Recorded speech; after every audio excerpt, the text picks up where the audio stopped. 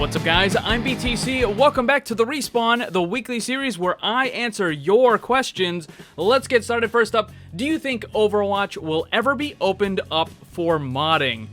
Short answer, no. I don't think that will ever happen. And when I talk about mods, and I think the person asking the question talking about mods is referring to some of the stuff that you might see in Skyrim, for example, where you have Thomas the Tank Engine replacing the dragons and all kinds of extra stuff like that. I don't think you're ever going to see that.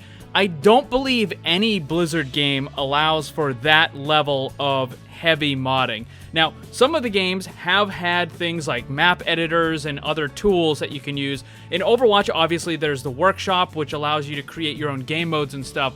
But as far as going in and changing the assets for the game, changing the textures and that sort of thing, I do not see that ever happening with Overwatch. Next up, when Project A releases, and if it's good, will you switch to that? Short answer is no, but I think I probably would make content for it. I know this was a concern when Apex Legends came out, and I made a video or two for that, and I know a lot of people are here on this channel now for Overwatch, but before I was covering Overwatch, I was making content on CSGO. I made that for about a year or so, and I was streaming it almost every single day. I made a whole bunch of guides and this other stuff, so I've been playing FPS games for a very long time, like all the way back to Wolfenstein 3D, when you still needed to use a DOS prompt in order to load the game.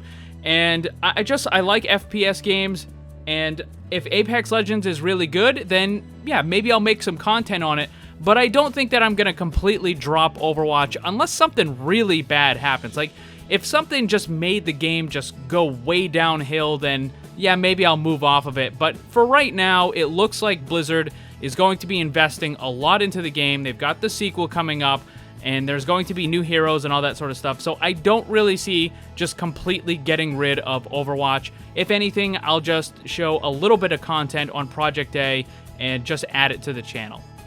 Next up, why does no one play Winston? Well, for a long time, we had the double barrier with Orisa and Sigma, but the thing is, Winston's pick rate has been going up, and if you watch the Overwatch League, there are certain maps where Winston is definitely a better choice than Reinhardt if you need a lot of vertical mobility and that sort of stuff. But Dive as just a general team comp has been increasing in popularity. I think the Reinhardt lineup is still going to be a little bit better, but Dive is definitely moving back, and Winston is getting some play. He's kind of middle of the road right now. It's not like he dropped off the map entirely, but, you know, he's still a decent character. You just need to have the right team comp to work with him, and also, a lot of it kind of depends on what map you're playing as well. Next up, do shotguns have fall-off damage, or do they do less damage at range because less pellets are connecting? It's actually both. Shotguns are hit scan, so whether it's Reaper, Roadhog, or whoever, it's a hit scan attack. When you press the button, it instantly deals the damage no matter how far away they are, unlike a projectile which has that travel time. So because of this, hit scan weapons have fall-off damage. There are only two exceptions in the game, which is Ana when she's scoped in and Widow when she's scoped in. All other hit scan attacks will have fall-off damage, so they do less damage from that. And obviously, the pattern on the attack is going to have those pellets spread out, which means the further away you are, the less pellets you get hit with. So not only do you have the fall off, but you also have less pellets. That is why the shotgun attacks are so incredibly weak at long range. So the answer is both. Next up, will a hero with a boomerang attack work on Overwatch? Yes, I absolutely think that this could work. I've thought of a couple of hero concepts or ideas that might be able to use this sort of thing. I've never thought of it as like a physical boomerang, though. I've always thought of it as more of an energy thing that kind of flies out and then comes back. You could have it so they only have one, which does a good amount of damage, or you could have it so they have multiple. Like, the character is able to throw out 3 at any particular time, and you have to wait for them to return before you can throw them again. I think that absolutely would work. And it doesn't necessarily have to be like a junker either, right? It doesn't have to be from Australia. It could be anything else. It could be an Omnic that just has a kind of like a crescent thing that returns back. Sure, I think that could work, and it would probably be a pretty cool mechanic. Next up, should Pharah have armor? kind of interesting. If you look at the character from a visual perspective, I mean, it certainly looks like she's wearing armor. It's not as good as something that Reinhardt has, but she's still wearing at least a little bit of armor, and yet the character only has normal health. Now, one of the concerns with Pharah was that she was way too strong on console, but after some of the nerfs that they did not too long ago, the pick rate for Pharah has dropped substantially. And on PC, Pharah's pick rate is, I think it's in the bottom 3 right now. It's really not doing too good. So I think Pharah could definitely use some adjustments. And now that Blizzard has started to balance PC and console differently, because just last patch we had Ana and Symmetra got nerfs on console that they didn't get on PC. So I think maybe it's possible that you might see some changes like that. I mean, it doesn't have to be just extra armor, right? It doesn't mean that you have to bump Pharah up to 250, 200 normal and then an extra 50 armor. They could just give her like 150 normal health and then 50 armor, or maybe even 175 and 25 or something like that, right? You could mess around with it and see what happens. I don't think it would really solve a lot of the issues that Pharah currently has on PC. And again, they would have to probably balance it differently from PC and console because of those issues that Pharah used to have. But I think it is something that they could definitely try out, at least. I don't know if it would work, but they could try it. Got a lot of ability questions this week. This one is, would a character with an area root work in Overwatch? Now, in case you don't know, for clarification, a root is an immobilization. It's an ability that simply prevents you from moving. You can still attack, you can still use your abilities, you just can't move. So essentially, Zarya's Grav or Junkrat's Trap, both of those are considered roots. They're not stuns like the game would often kind of miscategorize them as. They are roots. Now, would an area effect root work in Overwatch? As a normal ability, I don't think it would be a good idea at all, but as an ultimate, sure, it could work. We already have an area effect stun from what Mei has with her ultimate, and basically you have to look at some trade-offs, right? So the area effect stun takes a little bit longer before it kicks in, and also you're stunned, which means you can't do anything. So if it was an area effect root, in order to try to balance it and kind of compensate for that, you could make it activate almost instantly, right? Because you don't need to worry about that delay.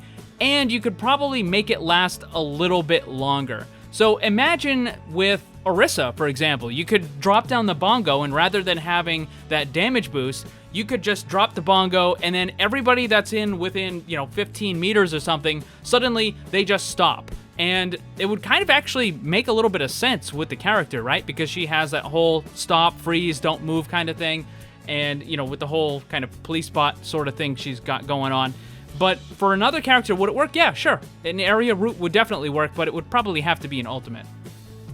And we got another ability question. This time it's, could an ability like Discord that makes an enemy deal less damage work in Overwatch? I think it definitely could. I actually put something kind of sort of like this on one of my hero concepts, which is Vidal. He has two different abilities. The first one is buffing the team damage, and the second one is debuffing the enemy damage, but that doesn't work like the Discord. It's more like a quick little area effect thing where he just kind of throws it out in front of him. But if you were to put that on like a Discord, then yeah, that could work as well. And I'm starting to think that maybe it might not even have to be a support thing. You could actually have that as a pretty cool tanking ability as well, because imagine that you have someone, let's say a Genji, going after an Ana in your backline, and you as the tank, you could just throw this thing onto the Genji and reduce his damage by 20 or 30% or something. It's not going to completely eliminate his damage. He can still attack, he can still use his abilities, but you're now kind of protecting your Ana by reducing the damage of that Genji. And I think that would be a pretty cool ability. I mean, you could put it on a support as well, but I think it would be even more interesting to have that sort of a thing on a tank. Next up, do you think the archive event will start in March? That's a good question. I've actually been giving that some consideration myself, even before seeing this question pop up in the Respawn. And I think it's a possibility. Now, normally we would get a new character in March, but I mean, that schedule's been thrown out the window. We're supposed to get a new hero sometime before Overwatch 2, and then we're going to get a whole bunch of characters with Overwatch 2, but at least one of them before then. But when that's going to happen, who knows? The archive event normally starts in April, kind of about second week, I think. It's usually April 11th, April 10th, and April 16th is the previous year's, and it will normally run until the end of the month. Then, almost immediately after, it starts up with the anniversary event, which will start in like the third week of May. So it's possible that they could definitely move the archive event up a little bit sooner if they're not planning to release a new character. It would just kind of space it out a little bit more, and it would probably just be better in general. Are they going to do it? I mean, maybe. I think it's certainly a possibility. But, I mean, we have absolutely no idea when the new character is going to come out. Here's what I think. I think it's possible that we could get the archive event sooner, and then in between the archive event and the anniversary is when we get the new hero. And then everything else just kind of goes as scheduled.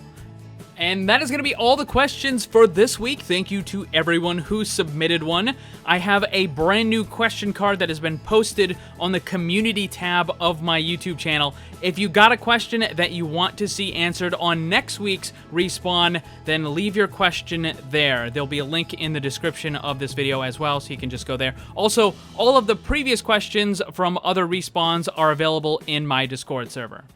Thanks for watching, and if you'd like to see more, make sure you subscribe and hit that bell to get notified. You can get some cool gear, join my Discord server, or follow me on social media with the links down in the description below. Special thanks to my Patreon supporters, and remember, always blame the controller because it's never your fault.